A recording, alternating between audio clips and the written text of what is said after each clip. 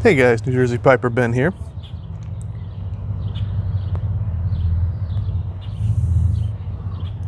Hope you guys had a fantastic Independence Day and had a safe and joyous time with loved ones.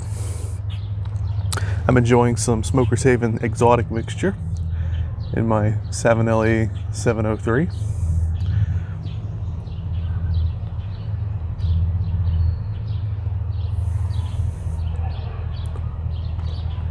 So this is a VR for Buckeye Piper's 600 Sub GAW.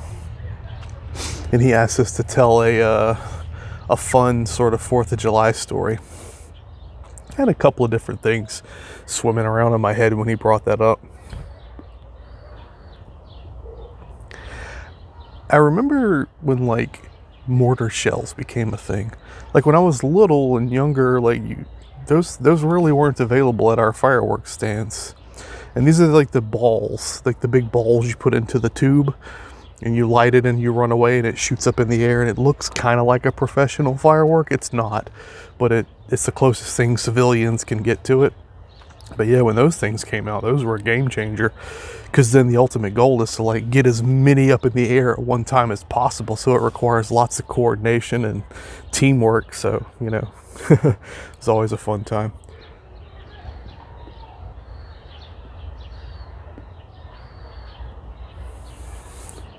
But yeah, there was one year, I don't know how old I was. I must have been around somewhere between like 12 and 14 years old.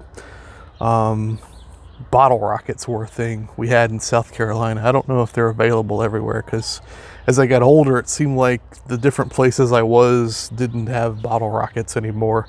And bottle rockets are basically like the little small, maybe a quarter of an inch in diameter on a red stick.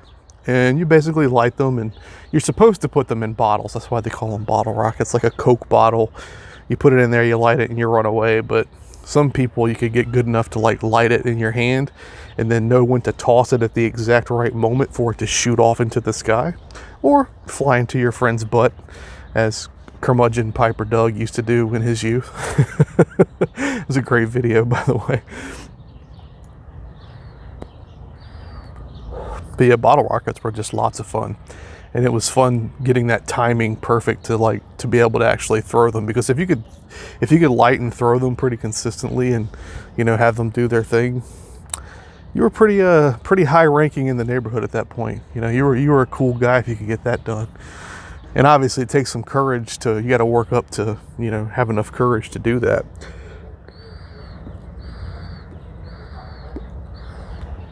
Because when they pop near your hand, that's no fun at all.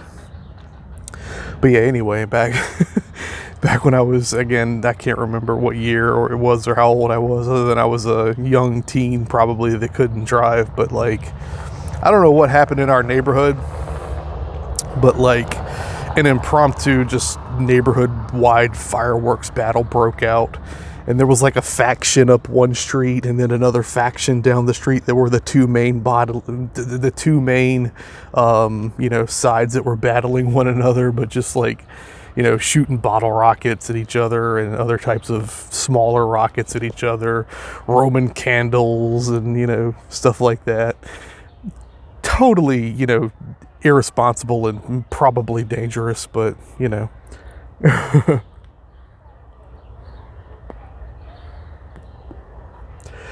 live and learn, right? But luckily, nobody lost an eye and nobody lost any digits, and a wonderful fun time was had by all.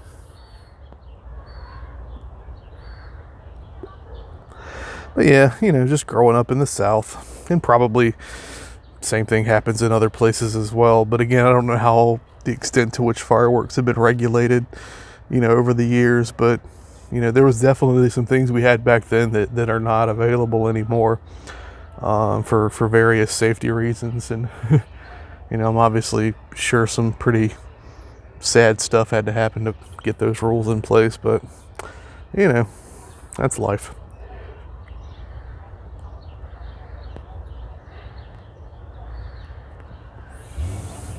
So anyway, hope you guys are doing well. Again, just a fun sort of neighborhood firework battle that just kind of exploded out of nowhere. It went on for, probably the better part of an hour, running and hiding behind trees and trying to get a good position to get a good strike. But yeah, fun stuff. Fun stuff. All right, you guys take care. Be excellent to each other.